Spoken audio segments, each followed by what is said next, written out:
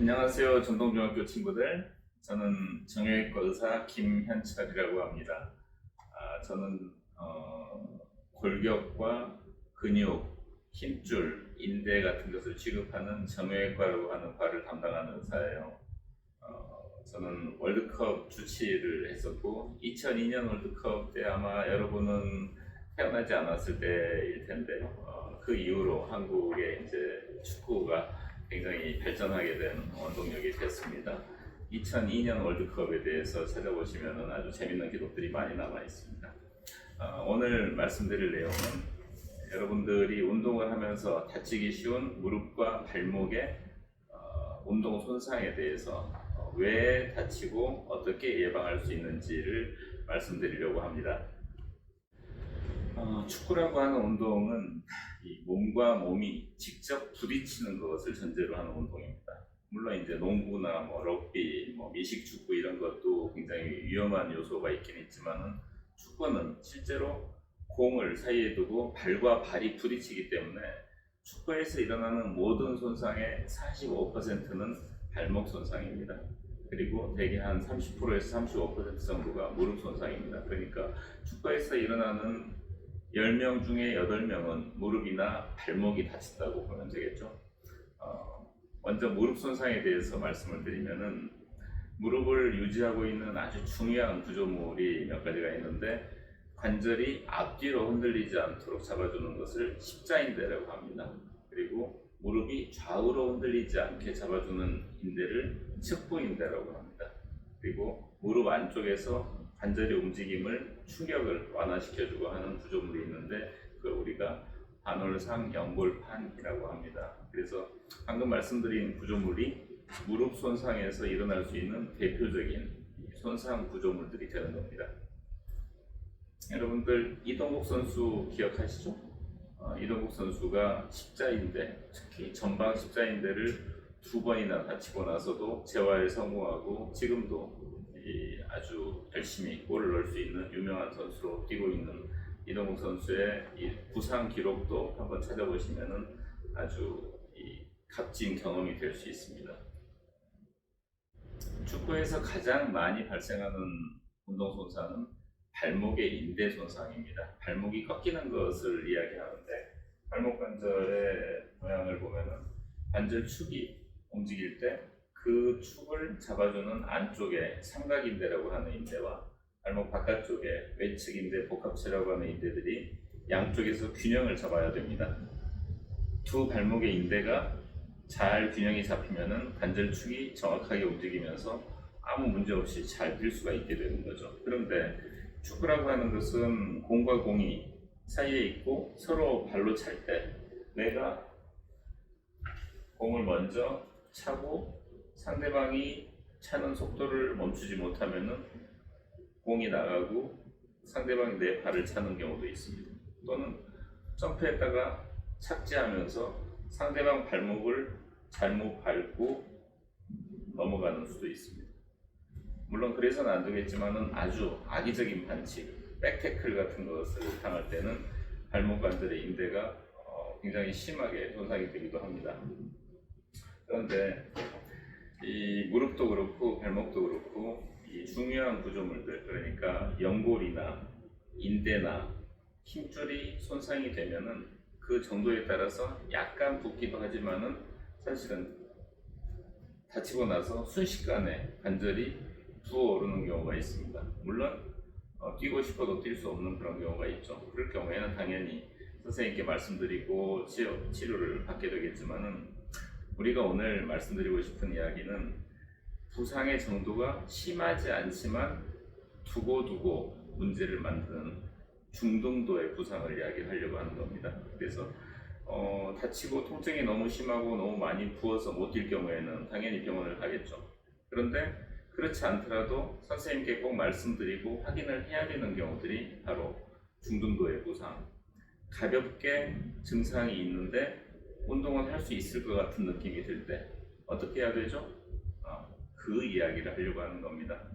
많이 붓지 않고 통증이 없더라도 심하게 꺾이거나 그랬을 때는 만성 손상인 경우가 있습니다. 그러니까 처음에 발목의 인대나 무릎의 인대 같은 것을 다치면은 잠깐 한 2, 3일 정도 좀 뻐근하고 아픈 정도로 끝나는 경우가 있습니다. 사실은 그때 손상이 시작되는 겁니다. 그리고 그 다음 체육 시간에 또 비슷하게 또 다치면은 그때는 오히려 증상이 심하지 않습니다. 잠깐 발목이 꺾이거나 무릎이 이렇게 돌아가는 느낌이 드는 그런 경우들이 있단 말이에요. 그런 경우를 굉장히 조심해야 되는 겁니다. 그래서 이 정도는 괜찮겠지 하고 그렇게 생각하지 마시고, 동일한 반복적인 손상이 되면은 통증과 부종이 부기가 없더라도 선생님께 반드시 상의를 해야 되는 겁니다. 그리고 그런 것을 전문으로 보는 사람들이 바로 이제 저 같은 운동 선수를 관리하는 스포츠 분과 전문이라고 하는 정형외과 의사들이 있는 겁니다. 이것은 무릎 관절의 구조인데 이게 허벅다리뼈고 이게 다리뼈입니다. 이 앞에 있는 이 슬개골이라고 하는 이 방패뼈가 있죠. 그 슬개골은 대퇴골, 이 허벅다리뼈의 앞쪽에서 움직이면서 도르래 역할을 해줍니다. 그래서 허벅다리 위쪽, 앞쪽에 있는 대퇴사두근이 힘을 발휘하면 그 힘이 이 축을 통해서 아래 무릎 밑에 연결이 됩니다. 그래서 이런 뼈와 힘줄이 연결되는 이런 부위들에 통증이 발생하는 경우가 많습니다. 속에 무릎을 안정시켜주는 구조물은 이렇게 전방 십자인대가 연결이 되고 그 뒤쪽에 호방 십자인대가 연결이 돼서 이 인대가 무릎이 앞으로 나가지 않게 잡아주고 전방 십자인대는 뒤로 빠지지 않게 잡아주는 그런 역할을 하게 되는 것이죠. 무릎을 정면에서 바라보면은 관절 모양이 이런 식으로 보이는데, 무릎에 축이 이렇게 서 있고 그 무릎 사이에 각각 삼각형 모양으로 이렇게 연골판이 끼어 있기 때문에 이 모양을 무릎 위에서 봤을 때 반달 모양으로 되어 있다고 해서 반월상 연골판이라고 이야기를 합니다. 무릎의 안쪽에 보면은 이렇게 길게 까만 선이 연결되어 있는 거 보이시죠?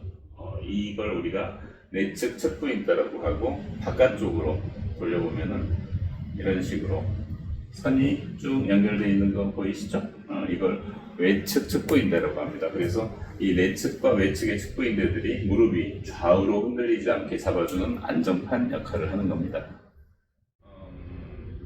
대부분 무릎이나 발목에 인대가 다치는 경우가 많은데, 인대가 다치면은 그 인대가 다쳤는지 발목을 꺾으면서 엑스레이를 찍어보려고 하는 경우들이 있습니다.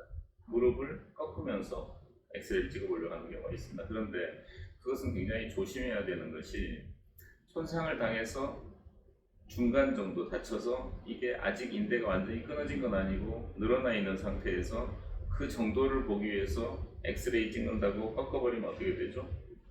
손상이 더 커지는 수도 있습니다. 그래서 발목 관절이나 무릎 관절이나 인대가 붙는 해부학적인 위치를 정확하게 알고 먼저 조심스럽게 그 부위를 만져보는 겁니다. 꺾지 말고 잘 만져보면 다친 부위는 반드시 통증이 있게 됩니다.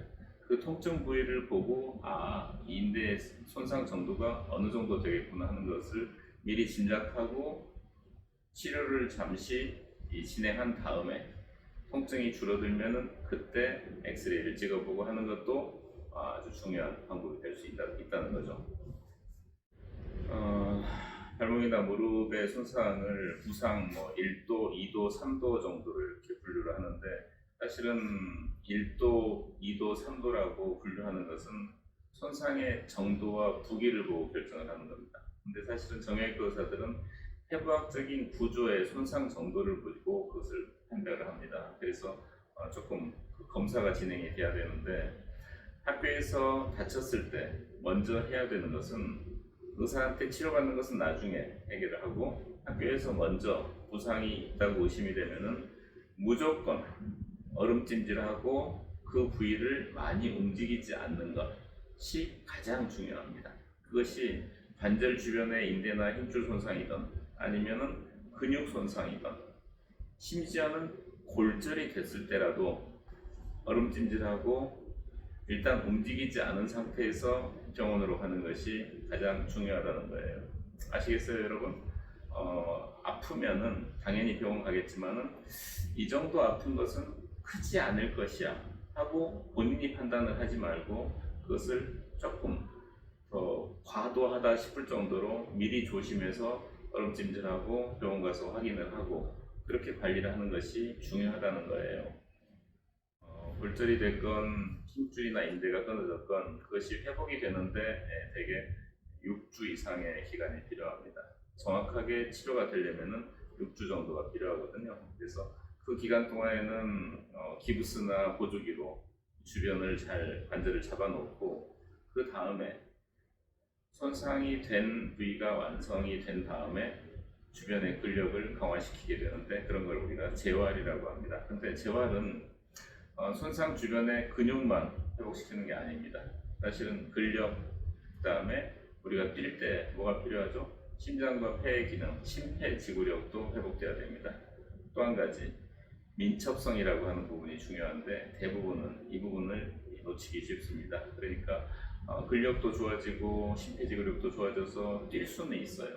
그런데 운동 능력이라고 하는 것은 경기력, 즉 민첩성과 어떤 구기 종목 같은 경우, 특히 축구는 공을 다루는 기술적인 능력이 완성이 되어야 됩니다. 그걸 보고 우리가 민첩성 훈련이라고 하는데 기술 훈련과 민첩성 훈련이 회복이 된 다음에 축구로 돌아와야지 재부상의 위험성이 낮아지는 것입니다.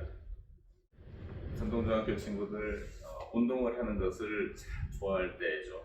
그런데 여러분 나이는 사실은 호기심과 즐거움이 크면은 육체가 피곤한 것을 잊어버리고 뛰는 경우가 많은 나이예요. 그래서 선생님의 이야기를 주의 깊게 들어야 되는 이유가 선생님께서 오늘은 이 정도 운동을 하자고 이야기할 때는 부상의 위험을 줄이려고 그렇게 하는 경우가 많다는 것을 기억해 주셔야 됩니다. 너무 재밌고 너무 호기심이 넘칠 때 몸이 피곤한 줄 모르고 뛰다가 부상을 당하는 경우가 많습니다. 그래서 적절히 관리할 수 있는 시간적인 운동 능력적인 그런 관리 요령에 대해서 선생님의 지시를 잘 따라 주시는 것 중요합니다.